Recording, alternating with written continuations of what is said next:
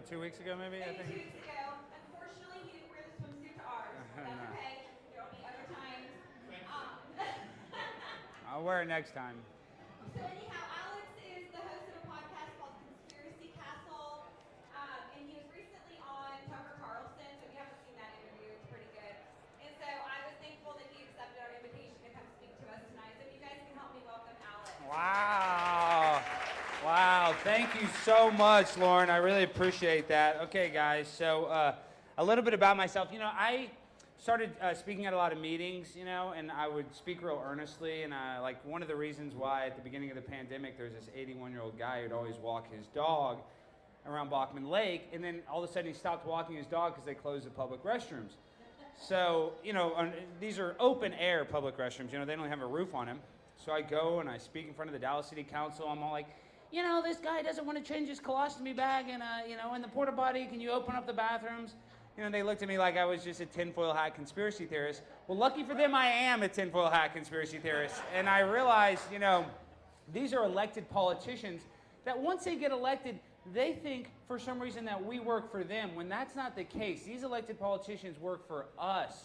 But yes, thank you. I appreciate that. But that's just being based in reality. But the problem with our elected politicians, and it doesn't matter if you're on the left side or the right side, because both wings are on the same bird. And unfortunately, in this day and age, seriously, unfortunately, in this day and age, when we talk about our youth, guys, they are the biggest target for the indoctrination that's going on. And it's not just at the elementary level, the middle school level, the high school level. It gets especially bad at the college level. And we know this, a lot of us here have been to college.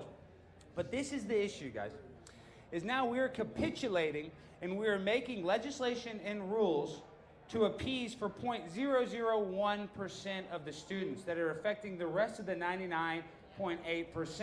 And that's why we have to stand up, and that's why we have to do stuff.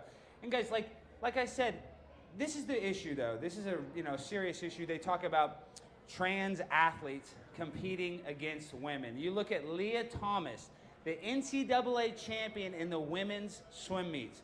Could you imagine you spend your whole entire life as a woman, every free weekend in the pool, every extracurricular moment in a pool, you get to college, you get a college scholarship, you get to the NCAA championships, the top level, and you lose to a woman that swam on the men's team for 3 years, who was ranked 457th, was 457th as a man, and then became the #1 female swimmer. See, what that does is that is going against feminism. That's going against women's rights. That's the problem. So what we're going to do is, like I said earlier, we're going to capitulate to the 1%. Why, Alex? Well, now we got to put on my tinfoil hat. Now we got to go a little crazy. It's because, guys, but listen, what's happening now is it's literally what they call a transhumanist agenda.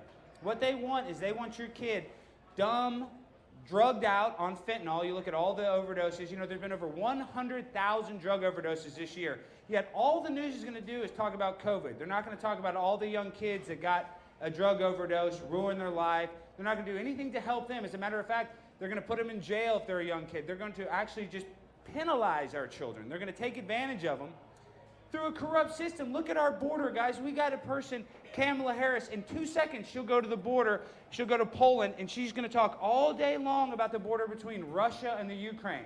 Yet we live in the United States of America. The border between Texas and Mexico every day is getting flooded with sex trafficking, getting flooded with drugs, getting flooded with every single nightmare. People from Ghana, people not from Mexico. I love Mexicans. God bless. We can bring all the Mexicans we want here. But that's not what's happening at the border. What's happening at the border is something much more sinister, because they want to destabilize this country. That's a fact, guys. What's happening, and I hate to be like this, because I do want to be a little levity and be a little funny, but this is the current situation we're in. Our country is not being run by human beings. Our country is being run by multinational corporations. You look at a corporation like Apple Computers, the #1 company in America.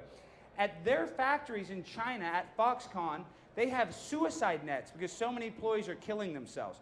So these companies like Pfizer, they'll get every single politician to approve a never-ending vaccine schedule, because they're going to say, hey, politician, we're going to donate to your political action committee, and we're going to influence you. Yet Joe Blow, none of us have the power to influence a politician. We don't have the weight. We don't have the money. We don't have the pull that these companies do. And they're able to tell these politicians, hey, well, this vaccine is going to be globally distributed, so it's going to bring money back to America. But what is happening is they are destabilizing the middle class. They don't want us to have a middle class. They want you so poor you're dependent on the government, or you're super rich and you're calling all the shots. And that's why Richardson is such a perfect example, because Richardson is a middle class place. I mean, it's an upper class place, really, but it's the definition of middle class. And it's definitely ethnically diverse. So that is why Richardson and our children are the biggest target for what's happening now. It's literally, when I talk about our children's future, and I think about it, because like I said, I'm a conspiracy theorist, it's very dark. You think about, look at the virtual reality. This is what they say. They say that they're going to have headsets and devices, and this is an adult thing, there's some kids around, where you could literally, if you put on a glove, it's going to feel like it's a real glove. You're going to feel like you're really touching something. So imagine that in some sort of sexual application. They're going to trick you into thinking, oh, you plug into this machine, you can be the captain of the football team. You can be 8 feet tall. You can live in this dream world, and then you can be transgender. You can be whatever you want in this fake world. And so that is part of the manipulation that's going on in our young kids. We're stuck on a screen. We're stuck using social media. That only makes you more depressed. That only makes you feel bad about yourself. That only highlights the insecurities that you have by comparing yourself to other people. So how do we fight all this, Alex? You're being very sad. You're being very down. Well, I get it. The future, sadly, is a little bleak because the people in power do not care about the families. As a matter of fact, they want to destabilize the families. They want to denuclearize the families. You talk about the feminist agenda, yet they'll tell every girl, don't have kids. Just work. Go to college, get a job. And if you actually look at stats, women in their 30s actually make more money than men in their 30s. Yeah. You look at Planned Parenthood, guys, the amount of abortions that we have every year is absurd. They do not care about our children. It's a modern day sacrifice to Moloch, like they used to do back in the olden days, literally in the pagan eras, when they would have child sacrifice. That's literally what's happening today. And you talk about Alex, once again, I have to get my tinfoil hat on. This is the conspiracy, guys. You look at the Bible, Genesis chapter 11, verse 9. That's the story of Nimrod, all right? And Nimrod wanted to build the Tower of Babel. And in that, he wanted to build a tower to the kingdom of heaven so he could go and kill God. What happened? God said, you guys are all going to speak 60 different languages. You can't communicate. And they all scattered and they went about their separate ways. But see, what's happening today is the reverse engineering of that plan. They want us to have one world order, one currency, one language in order to defeat God, and that will be Satan as our ruler. And that sounds, hyperbolic or metaphor. That's not. When you look at their agenda, they're talking about being globally diverse. What do you need to teach a kid about the globally diversity? That doesn't even make sense. That shouldn't be the first thing we teach a kid. We need to teach them how to read. We need to teach them how to write. We need to teach them how to do math. We need to do the simple things. We don't need to worry about the entire world. We need to worry about their world, guys. And that's the problem. We don't care about our children because you look at the indoctrination and you look at how easy it is because a kid's brain is so malleable. That's why they can get them early. That's why they actually want to pin the kids against the parents. And that's been happening forever because a lot of times, guys, I'm sure you love your parents. I love mine. You kind of want to do something different than your parents. It's just like the natural occurrence in life. You want to do something different. But actually what they're doing now is they're literally putting a divide against parents. They're telling these kids, oh, well, this is about social justice. This is about progressiveness. Yet you're going to let a boy use a girl's restroom because he feels like it. Yet when I was a kid, we had a thing called phases. You went through a weird phase. But now they're going to put hormone blockers. They're going to put you on irreversible hormone blockers. There's stories of people starting at 9 years old, boys. Then they went off the puberty blockers when they're 16, and they never were able to recover from it. They still had the genitals of a 9-year-old, guys. Serious. And this is not me telling you that story. This is some dark stuff. This is actually based, and this is a battle of good versus evil. It's not right versus left. That's what they want you to do. They want to separate us. They want to divide us. Oh, well, I'm a lefty, I love Joe Biden, yada, yada, yada. I'm a righty, I love Trump. It's not about that, guys. Because really, at the end of the day, I like Trump a little bit, but he really doesn't care about us. He doesn't have our back, guys. The only person that's going to have your back is you. And that's why it's important to meet at stuff like this, because this is the difference. Guys like George Soros, you're like, oh, well, who's George Soros? Well, this guy influences every single district attorney race. He goes to the smallest political organizations possible to put his influence, because he's smart. Because, guys, it starts from the bottom up. That's why we have to be proactive and not reactive. Because if we're going to be reactive, we're always going to be at halftime down 50 points trying to throw Hail Marys. That's not how you win the game. You win the game by being aggressive. You guys don't want to just sit here and let our children's future be taken away by people that don't care about you. That's why it's so important in these elections, people that have the same ideals as you, that's who you put in charge. Because I'm telling you, they're going to say, well, let's teach you CRT. You are all based in white guilt. You're the reason. I didn't own a slave. Nobody in here owned any slaves. But they're going to literally make you feel guilty for something you never, ever did. That's the world we're living in, where they want to make you feel guilt. And it's called equity. They call it being equitable. Well, there's nothing equitable about making children feel guilty for something that they never did or had no part of. So that's really where we're at, guys. It's like waking up and trying to fight the entire system. It's going to be hard. It's like I'm David and Goliath. You know what I mean? But what did David use? 3 smooth stones? It's possible. It is possible. That's what I'm saying. Even though the battle is going to be tough and our kids, are going to be indoctrinated whether we like it or not, because you look at like the social media, you look at the entertainment that we see, it's all about intersectionality. That's why movies stink in this day and age. You look at the top movies from the 90s, it was like Shawshank Redemption, American Pie, Pulp Fiction, real artistic movies. Now in this day and age, it's Disney. I'm just saying, now it's Disney movies. Those are hardcore movies. But now it's Disney movies. I'm happy you laughed, good, okay, but what I'm saying is, we even have the leaked stories of the Disney executives talking about how they have to have pansexual characters. They have to have 50% gay characters. Why is that? Listen, I don't have any gay phobia. I don't have any trans phobia. But there's no need, Disney, the biggest children's company in the world, to put mandatory gay characters. That is all that is done, is to confuse our children. That's what that's done. And a lot of children, there's actually been stories where they said they were gay to their parents to fit in, and they found out they weren't even gay because they were just going through a phase, or they were doing something to try to be outlandish. They're like trying to get attention from their parents. And that's the problem, is we are normalizing behavior of a very small amount of people. A very small amount of people to literally affect all of us to appease 0.08%. It's just like we talk about how they can use, transgender kids want to use the bathroom with girls. Now transgender boys want to swim with the girls.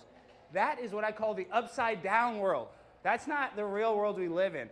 That's how I started this speech, by talking about the sports, but that's why it's so important. Our sports is part of American culture. That's so important to these kids. That's what keeps them on track. That's what keeps them not on drugs. But if a girl realizes, I'm going to spend my whole high school career just to get beat by a boy that decides to swim against me, what would be your motivation? They want to demotivate you. And they want to just get you addicted to literally your phone. They want you looking at as much pornography as possible. They really want to actually make it where you're a degenerate. And I know that sounds conspiratorial, and I know I got my tinfoil hat.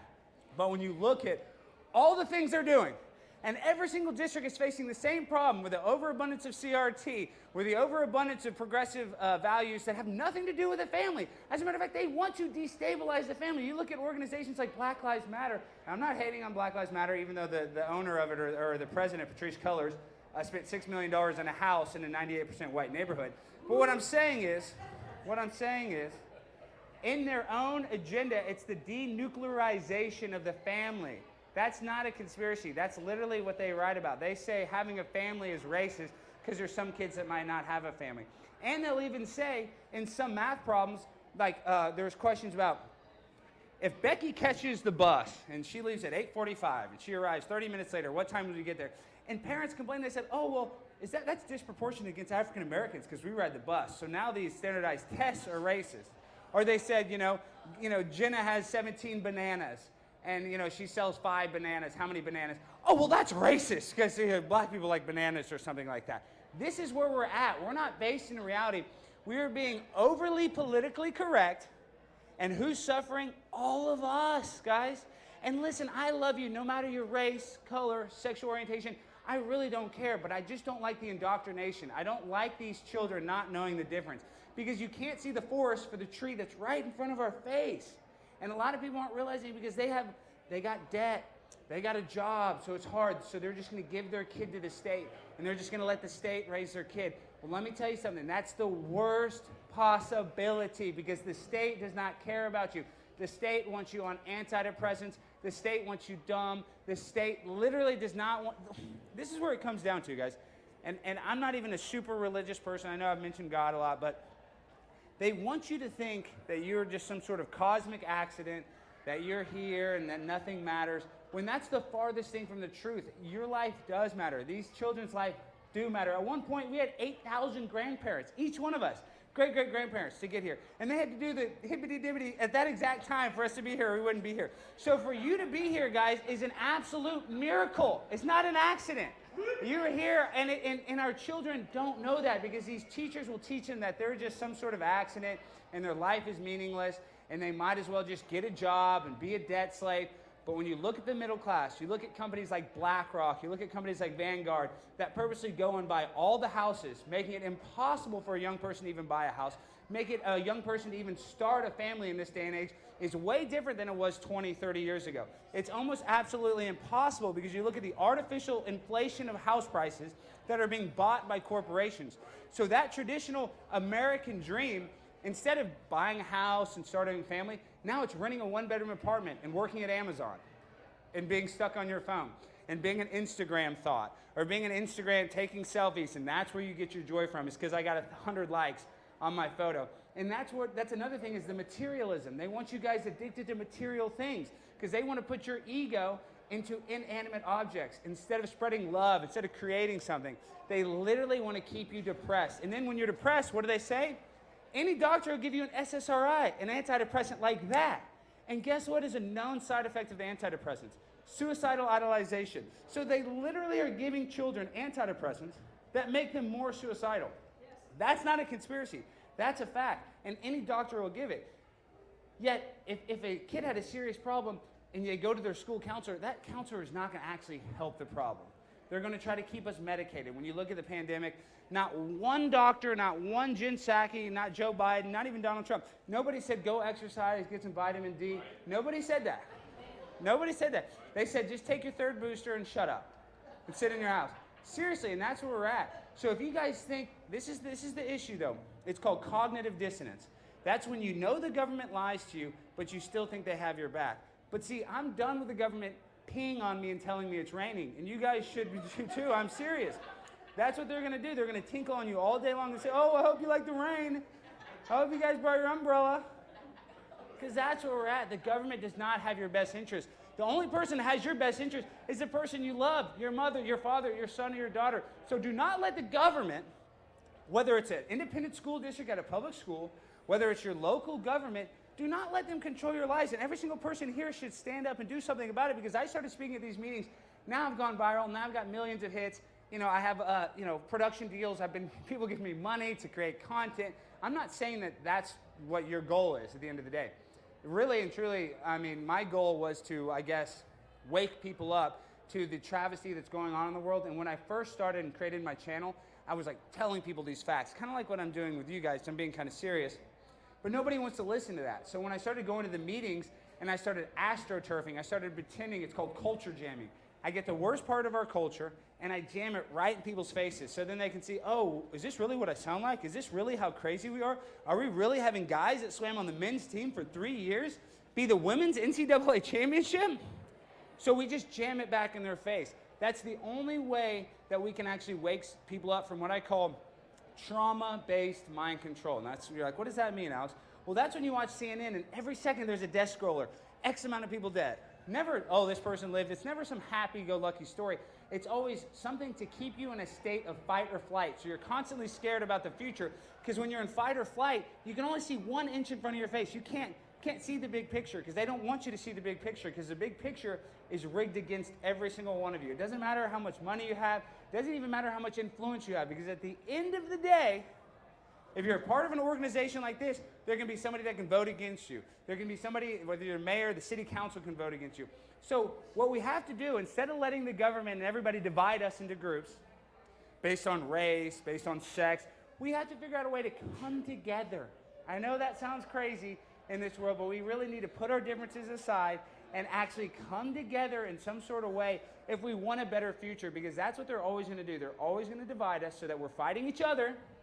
So we're arguing with each other at these school board meetings and not getting anything done.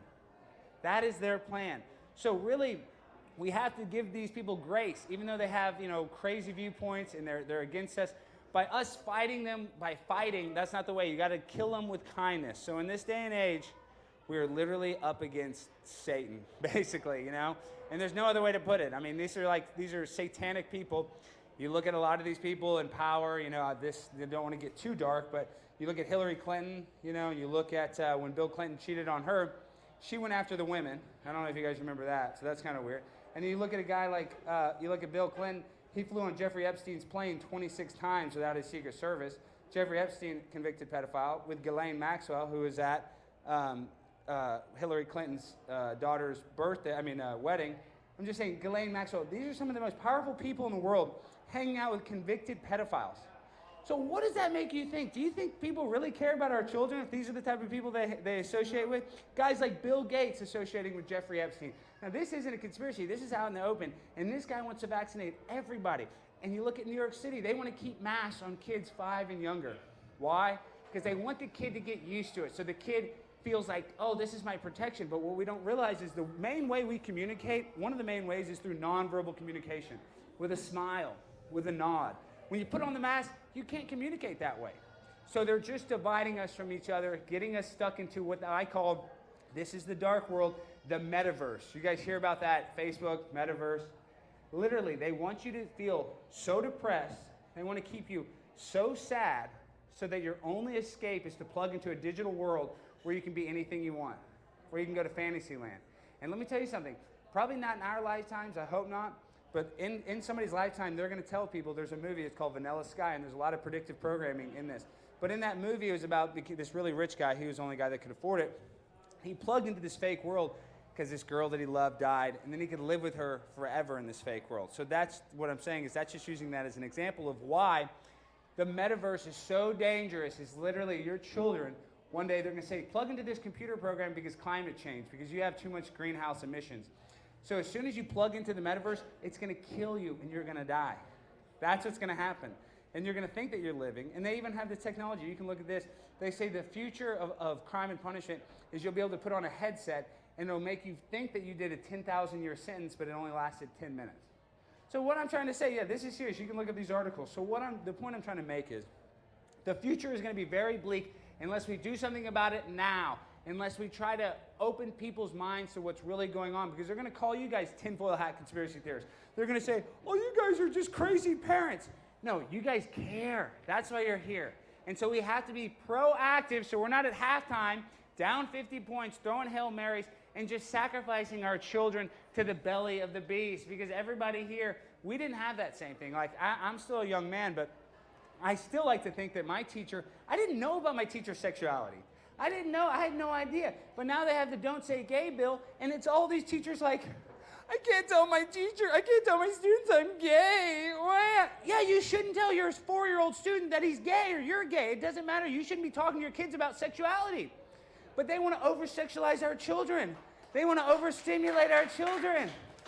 Because then they can manipulate them and make them do whatever we want. So we have to wake up. We have to do something about it now, before it's too late. And you guys are on the right track. That's kind of what's sad about this speech, is that, I'm going to post it on the internet, but right now I'm speaking to people that are like-minded, that are at least awake to realize what's going on. But there's so many, the mass majority of people are under that mass hypnosis. They have no idea what's going on. They're asleep at the wheel, letting Jesus take it and drive. It's metaphorically, Instead of driving, instead of shifting the gears themselves, oh, somebody else will figure it out. Somebody's smarter than me. I'm just going to do whatever they tell me to do. Well, guys, we shouldn't just do whatever anybody tells us to do. We need to make decisions based on what we feel is right, all right? And we need to not be afraid of the consequences or the opinions of others, because you'd be surprised how many people will agree with you, but they're afraid to say something about it. They're afraid to come here because they're worried about the judgment of others. So my biggest advice, and I'm not here as somebody I'm not a role model, trust me, I'm not. But you guys need to be unapologetically yourself because nobody cares. At the end of the day, your best friend is, this is a saying. Your biggest enemy is a close friend and your biggest fan is a stranger. So what I'm trying to say is you're never going to make everybody happy. So you shouldn't live your life trying to appease other people. You should be fearless. You should be unapologetically yourself. And if you have kids, you should protect them. That's the most important thing because there's so many people coming after them at every single angle, whether it's their teacher wanting to tell them about their gay wedding cruise or whether it's a teacher telling them that they should be guilty for slavery.